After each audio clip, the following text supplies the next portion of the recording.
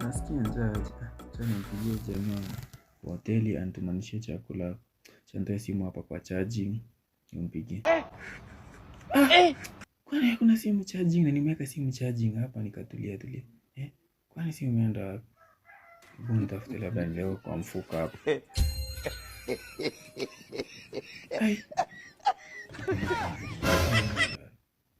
Nimeweka hapa tu charging sai.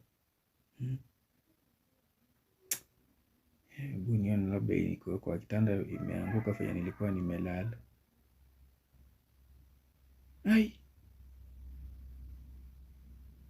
Hakuna kwa kitanda tena.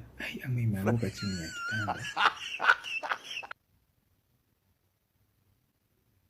Hakuna. Gai, kwani simu imeenda? Ama niliweka hapa nyuma ya kettle. Kwani mimi ndio naweza sahau aje niweka simu. Nione labda niliweka kwa manguo. Fanya nilikuwa naanua manguo labda nilisahau nikachanganya nayo hapa ndani.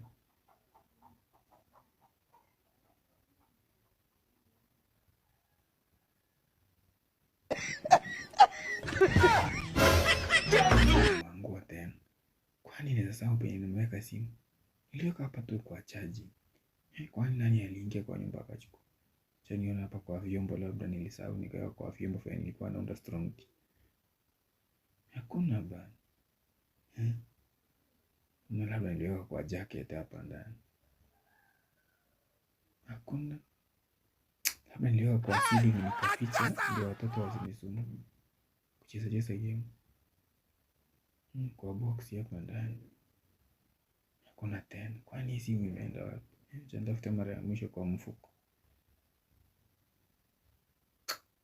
Nani hakuna simu? Nimeweka tu hapa charging. Kwa nini? Kwenda. Yaani simu inapotea tu hapo kwa nyumba tu. Acha iende. Limoni parankui. No.